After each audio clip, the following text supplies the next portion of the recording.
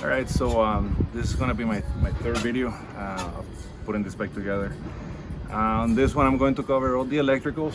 I'm also going to mount the radiators and all the hoses for the cooling system. Unfortunately, I found that one of them was broken when I mounted it, so I'm going to have to scrap that one and get another one from eBay. But I put that on video anyway, just in case you want to see how the mounting goes. It's really not that complicated. Mostly what's covered in this video is the electrical. So thank you for joining me, and hopefully you'll be able to use this for something. Bye.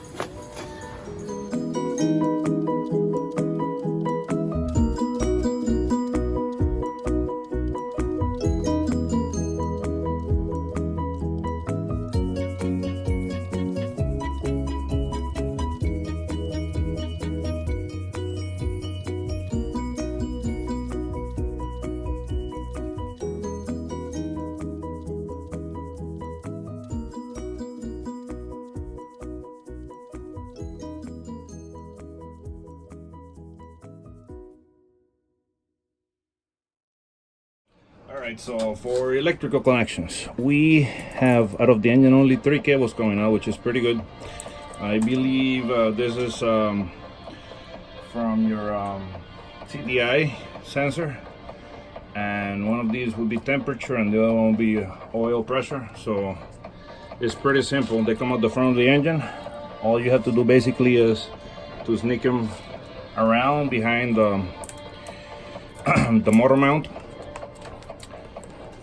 And I'll just pull them here, this way here.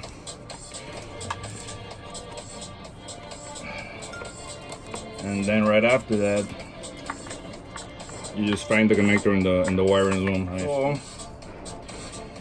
there you go. Blue goes with blue.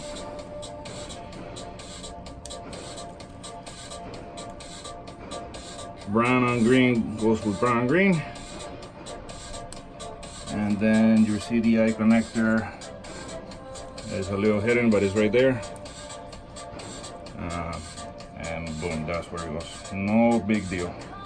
Right, so on the right side of the engine, we're going to do the connection. So here, the first one, very important to get this ground done over here. Because if you start forgetting your grounds, you're gonna have all kinds of issues.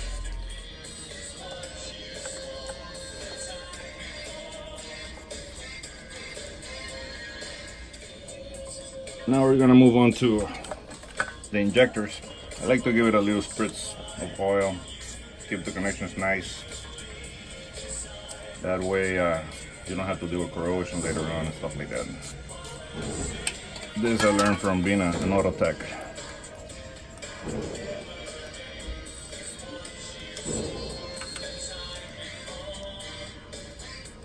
Not snapping.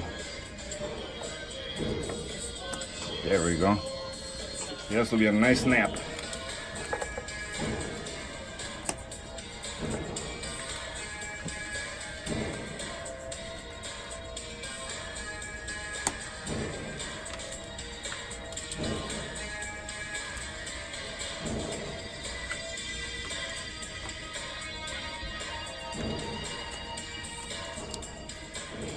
There we go. Now, oh, almost forgot. Let's get the coil connected.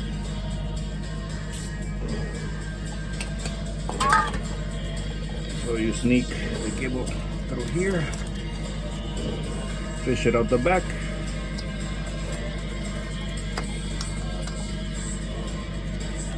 Now we have this solenoid here for the emissions.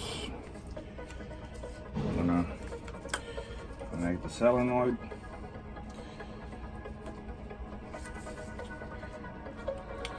And you see, oh yeah, there's a cable here for your throttle position sensor, I believe this is.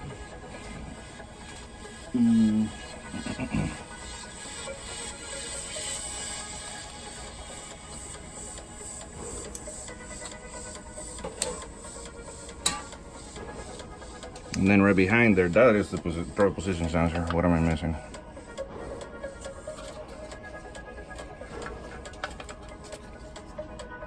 All right, so this was my bad. As you follow the harness, there's one 4-prong connector here coming off the top, and then another 4-prong connector here coming off the bottom. The one from the top goes to the back of the throttle bodies over there to the throttle position sensor, I believe. And let's snap it in there.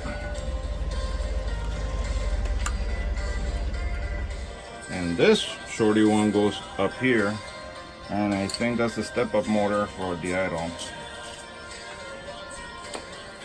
Now we're cooking with gas.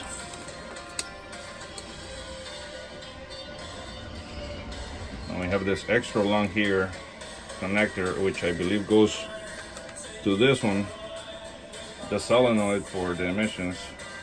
I'm kind of not trusting it because it's so long, but oh, there we go. So this shorty one goes here. That's what makes more sense. And all we have left is 2 cables here, which one of them I believe, and they're coming off the deep end over there.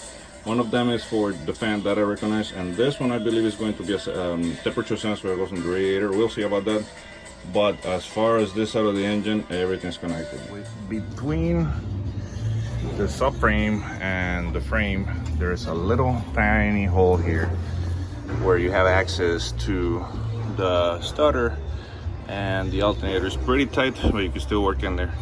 So the first thing I'm going to do is install this ground that goes in there.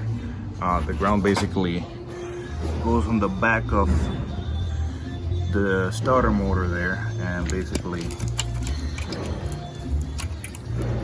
it connects the frame to, not the frame, the negative on the battery to the actual back of the starter motor, so you got a good ground going into the engine. That's also has a little pigtail there. That's where it's connected right there, the little screw that you can see right there at the end. So basically you have the back of the engine, the frame, and the battery connected with this pigtail here. All right, so next are the connections for the alternator and the starter motor. It's pretty easy because of the wiring harness. There's only 2 possible cables that are going to go to this area. So you get this one with the blue cable and the bigger hole, and the tiny hole here. This one will be going to the starter motor. This one's going to be going along with the blue to the alternator. So the final connection is these 3 cables that come off the engine. When I was mounting it, I put them to the side so I will remember them, have them all together. They go to this side over here on the wiring harness. It's just 3 connectors, so I'm just gonna snake them back through the back, and then put some tie wraps to them, and that would be it for the wiring, believe it or not. Really not that difficult to deal with. Again, in hindsight, I should have labeled everything because it sort of gave me trouble when I was putting all this stuff back together, but whatever. That's the way I work. I just don't like reading instructions and don't like taking notes either, so deal with it. Remember to listen to this for the snap so you know that you're actually connecting stuff properly. Has to be a nice snap.